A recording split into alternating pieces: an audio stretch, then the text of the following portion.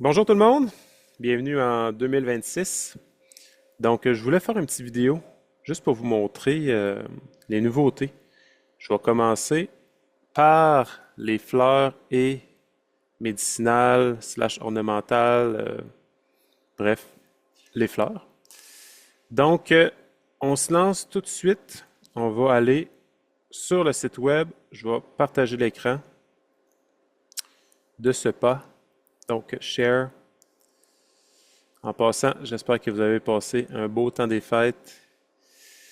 Ici, ça a été un très beau temps des fêtes. Donc, share.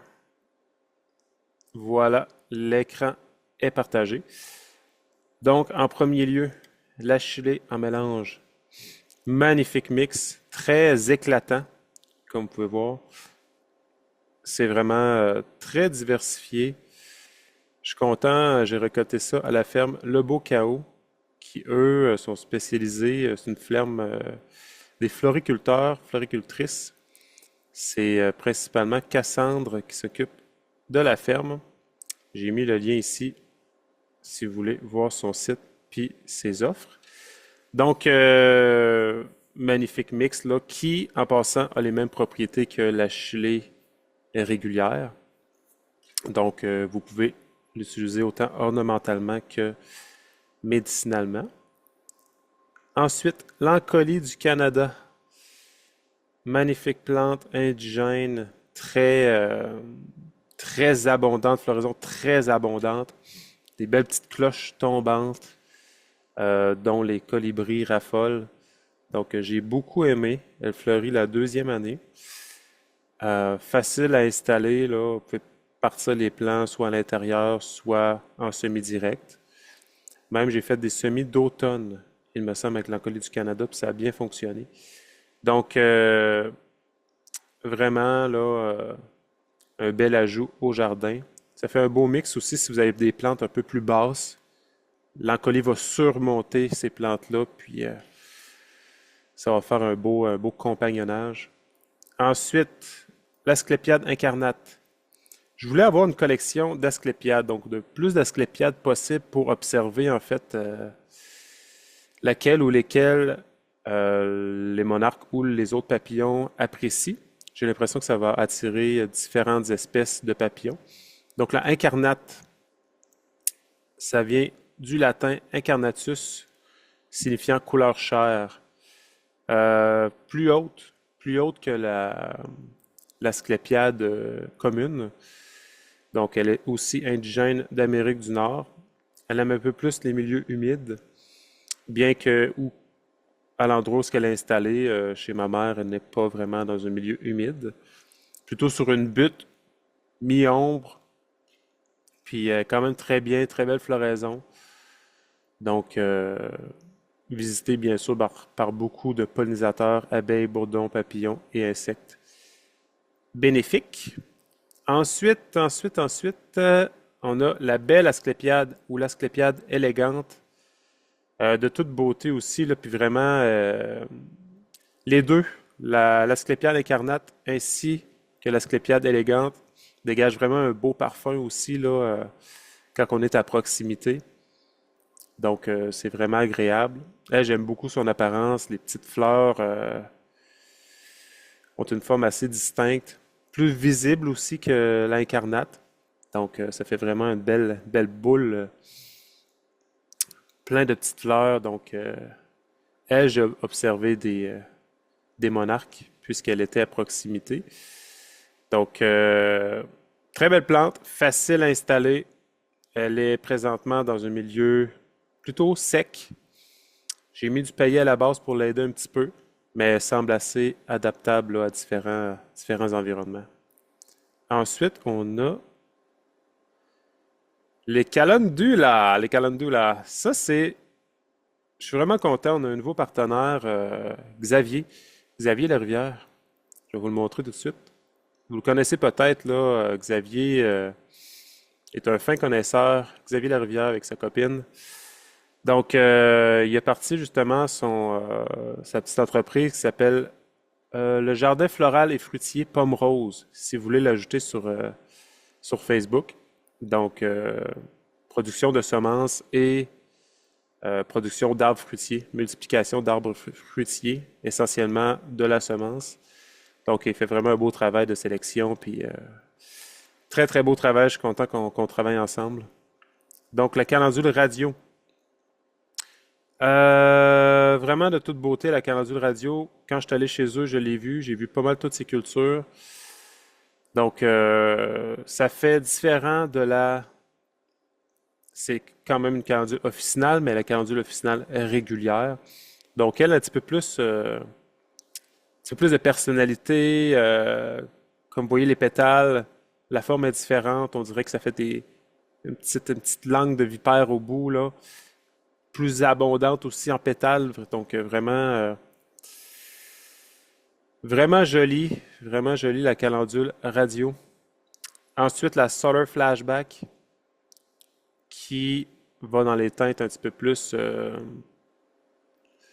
comme vous voyez ici, orange brûlé, on pourrait dire, là, vraiment de toute beauté aussi, là, très facile de culture comme toujours. Frank Martin qui, disons, qui est à l'origine de cette variété-là, il dit A distinctive new family of flash selected to highlight contrast between bright light yellows, pink, and solid red or maroon. A special treat for those who love calendula but want a rest from orange. Donc, c'est ça, on va dans d'autres variations de couleurs autres que le orange. Donc, on peut aller dans le rose, dans le rouge, dans le marron. Donc, plus de diversité de couleurs. Ça, c'est la Solar Flashback. Ensuite, Centaurée à grosse tête. Ça a effectivement des grosses têtes. Puis, j'ai l'impression que c'est du pollen de qualité, puisque beaucoup de pollinisateurs à l'intérieur de ces... je sais pas comment on pourrait appeler ça. De ces grosses têtes. C'est vraiment des capitules globuleux. C'est ça le nom botanique. Donc, assez haut aussi. 1 mètre, 1 mètre 50, fleuri la deuxième année. C'est colosse. C'est des bonnes plantes là, assez massives qui prennent de la place. Donc, nos plants avaient à ce moment-là 2 ans. Donc, troisième année, les plants vont prendre de l'expansion, possiblement se ressemer. Euh, Vraiment magnifique. Originaire de Caucase. Ensuite, Shungiku. Shungiku, on en a déjà distribué. On l'appelle aussi chrysanthème à couronne. Chrysanthème, donc une astéracée, dans la même famille que les marguerites, qui pousse vite, dont on peut manger, comme vous voyez, le feuillage en salade, légèrement vapeur, cuit vapeur. Puis Xavier, dont je vous ai parlé plus tôt, a fait une combinaison en fait entre chrysanthème et lin. Le lin Sussex, semis en même temps, floraison pratiquement le même jour. Donc ça, c'est vraiment une belle combinaison. C'est le fun des fois de tester, d'expérimenter. On ne sait jamais qu'est-ce que ça va donner, mais des fois, on découvre des petites pépites. Donc voilà, croissance assez similaire entre les deux, entre le lin et la chrysanthème. Donc c'est un mix que vous aussi, vous pouvez faire en semi-direct. Donc semi-direct, tu sèmes toute la patente dehors en même temps.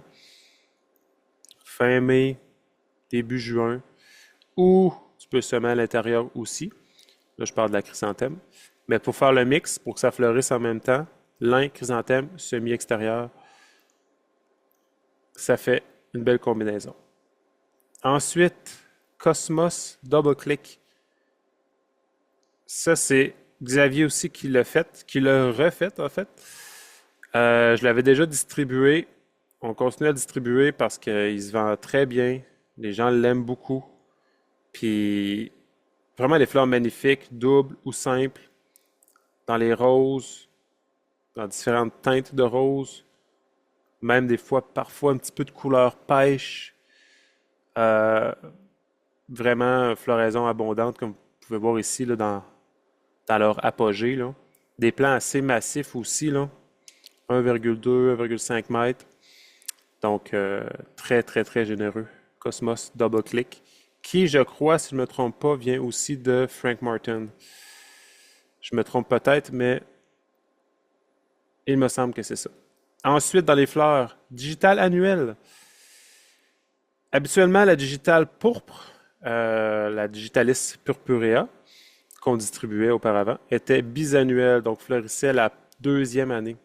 Mais là, ce beau mix-là, qui, encore gracieuseté de la ferme florale Le Beau Chaos, fleurit la première année.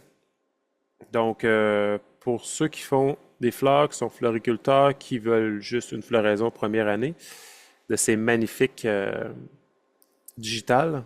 Donc, on a maintenant un mix digital annuel en mélange. Donc, beaucoup de couleurs, là, pêche, rose, on pourrait dire mauve, blanc. Je pense que c'est essentiellement ces couleurs-là qu'il y a dans le mix. Très facile de culture aussi. La digitale, j'ai remarqué,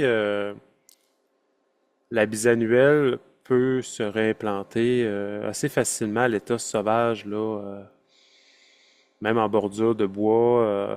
Est assez, c'est sûr qu'à un moment donné, elle s'essouffle un peu, mais dès qu'il y a une petite possibilité, un petit sol dégarni, un petit peu de semence, puis capable de s'implanter puis faire son cycle là, de 2 ans ou dans ce cas-là, de 1 an. Ensuite, une autre nouveauté de la part de Xavier. Donc, il faut bien mentionner que sa ferme va se concentrer sur les fleurs et les fruitiers. Donc, il nous a, comment dire, il a cultivé un beau mix de gaillarde. Gaillarde Lorenziana. Donc, en latin qui signifie petite beauté. Pas trop haute, 50-60 cm, puis vraiment un beau mix. C'est vraiment des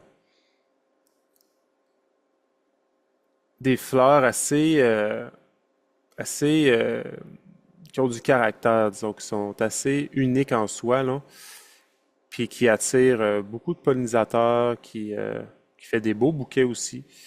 Donc, vraiment, ça a été une belle découverte aussi, Gaillarde Lorenziana. Ensuite, on a... Ah, ben, je vais vous présenter... Non, je vais passer à côté. La liatrice à style ligulé. Liatrice, moi, j'adore, j'adore, j'adore. Si vous avez la chance de cultiver la liatrice, floraison deuxième année, vraiment une abondance, une abondance, une abondance de papillons.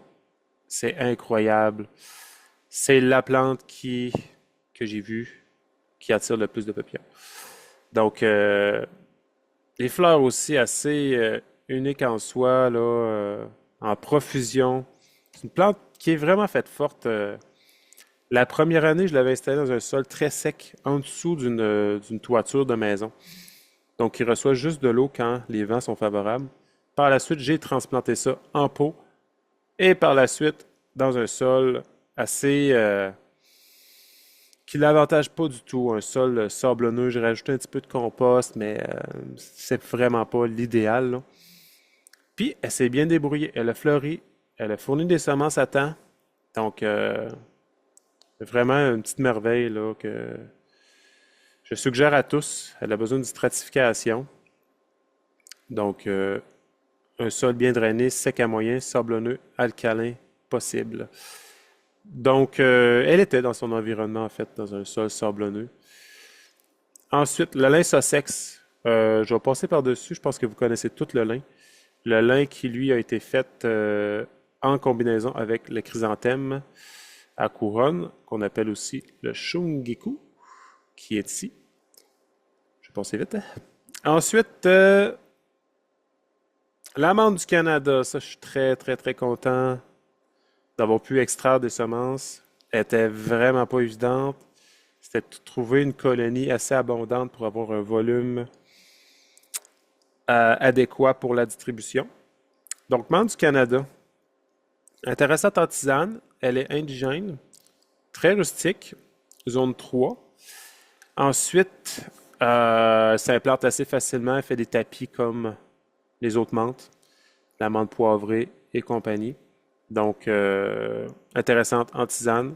Un petit peu plus, moins intéressante en bouche, directement comme ça. On dirait que les feuilles sont un petit peu plus pubescentes, là, sans l'être trop. Mais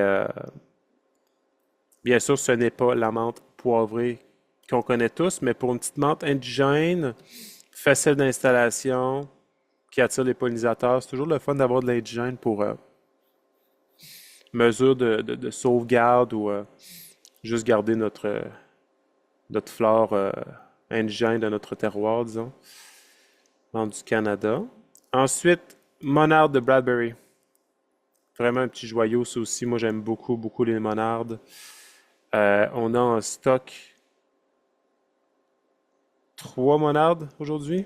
Ah, j'ai oublié d'en ajouter une. On a la monarde fistuleuse, la monarde ponctuée, puis la monarde de Bradbury. On n'a malheureusement pas la Didyma qui est la rouge, qui donne difficilement des semences viables. Donc, la monarde de Bradbury, vivace compacte, pas trop haute comparativement aux autres, bien que la ponctuée soit pas très haute non plus. Une autre indigène, donc si vous tripez indigène, c'est vraiment un bel ajout. De base, je l'ai pris chez Prairie-Moon Nursery. Donc, si vous cherchez des belles semences indigènes, vraiment une belle place.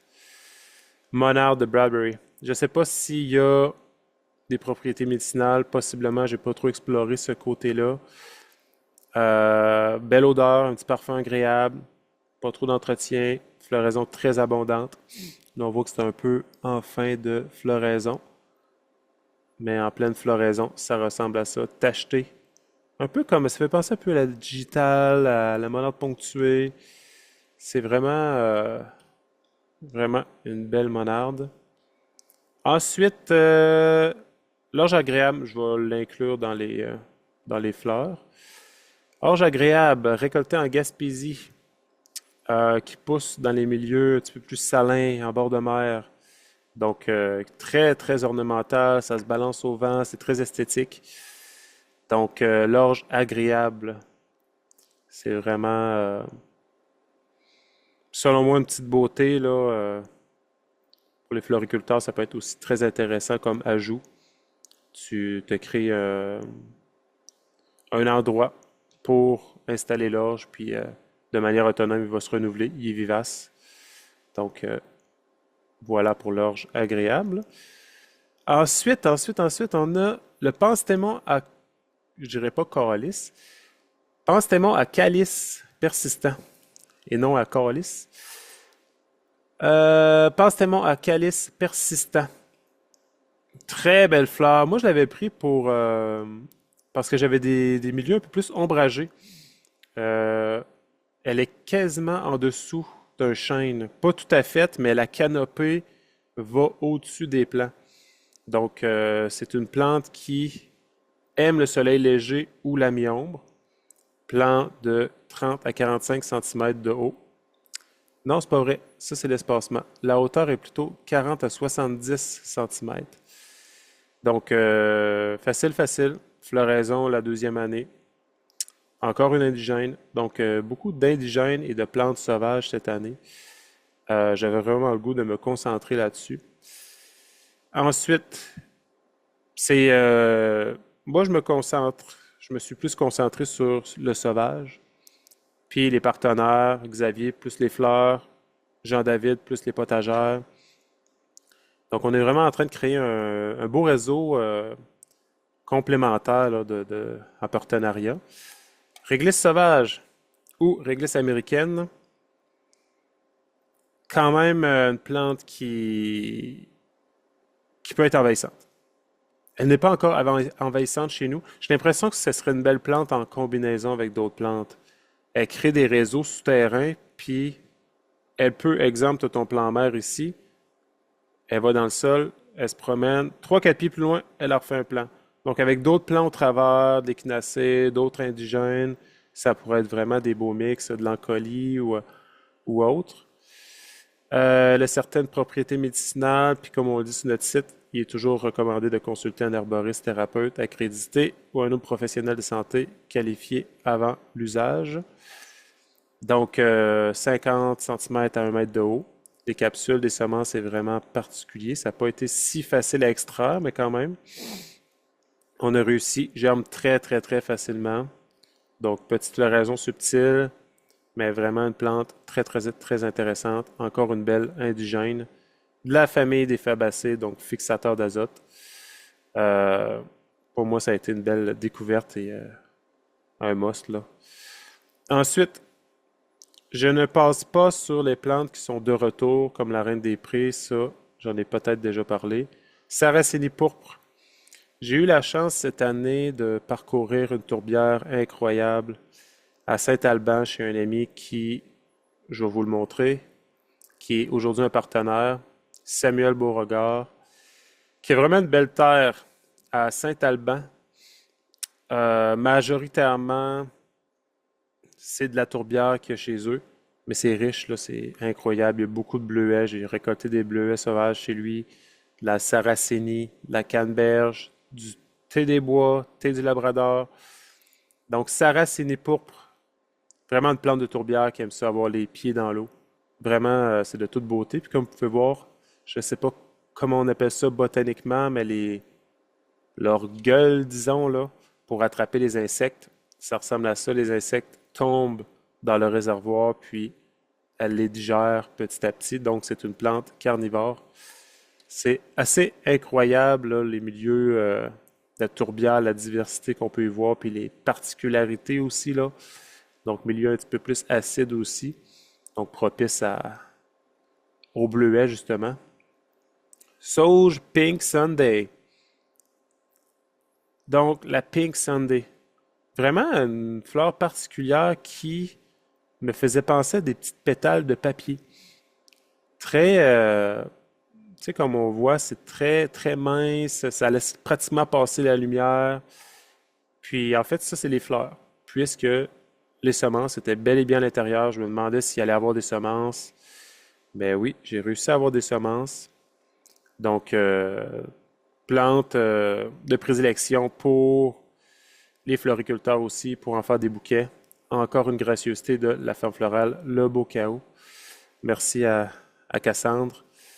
Donc, voilà une, euh, une autre fleur qui, à ce que je vois, germe à haute température.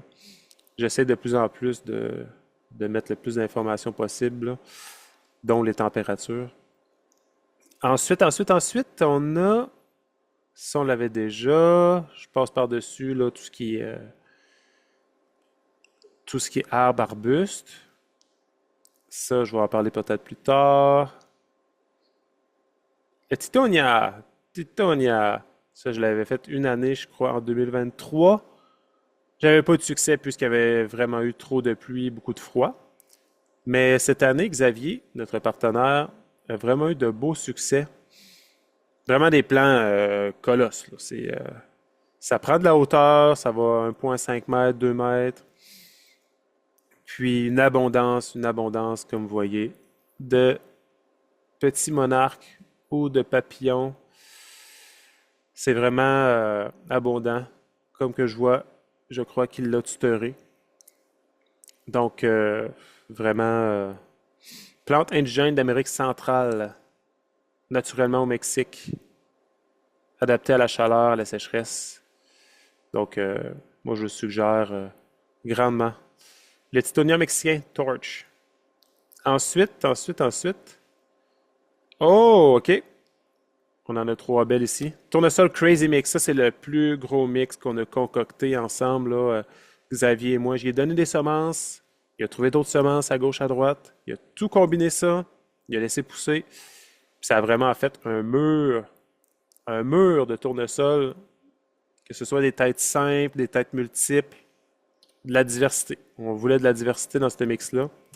Donc, très, très, très, très belle récolte. Je pense que vous connaissez tous le tournesol, que vous l'aimez tous aussi. Donc, beaucoup de couleurs. On a essayé de prendre le plus de photos possible. quasiment du 3 mètres parfois là, de hauteur. Là, c'était assez massif. Ils ont bien profité. Donc, ça ressemble à ça. On l'a appelé Crazy Mix parce que c'est complètement crazy. Ensuite, Queen Lime Red, la zinnia. Encore une plante destinée aux floriculteurs ou ceux qui veulent se faire des bouquets ou qui apprécient tout simplement les zinnias et la beauté. Donc, vraiment, ça a super bien été comme culture aussi. Queen Lime Red. Donc, la lime, le rouge, le rose, tout ça dans une fleur. C'est vraiment de toute beauté aussi. On dirait des plantes un peu hypnotiques.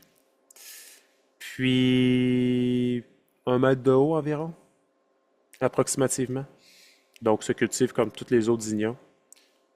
Assez facile de culture, puis fleurit vraiment jusqu'au gel. Ensuite, Zinnia Megamix. Ça, vraiment, c'était épatant. J'ai rarement vu autant de zinnias réunis en un mix à un endroit. Donc, tous des zinnias qui font partie de l'espèce Elegance ou Elegance, je ne sais pas comment le prononcer. Mais aussi, ça a été de faire importer des semences, différentes variétés. Donc, il y a beaucoup de variétés là-dedans. On a sélectionné selon la hauteur, la beauté aussi. Comme vous voyez, il y a des petits flags ici. Lesquels qu'on garde de semences, lesquels qu'on pourrait isoler pour qu'ils se démarquent des autres. Donc, ça, c'est un méga mix. Aujourd'hui, on aime bien faire ça. On fait des gros bassins génétiques de plusieurs variétés et ensuite, on sélectionne selon des traits qu'on détermine soit à l'avance ou au fur et à mesure. Donc, c'est vraiment de l'exploration et de la découverte. Donc, ceci termine le petit épisode sur les fleurs, les nouveautés 2026 dans la catégorie fleurs médicinales ornementales. Donc, j'espère que ça a pu vous guider, vous inspirer, Voilà, voilà, l'important c'est de propager la beauté, puis de jardiner, de nous faire du bien au travers de tout ça. Puis je vous souhaite vraiment une belle année 2026. Puis n'hésitez pas si vous avez des questions ou quoi que ce soit.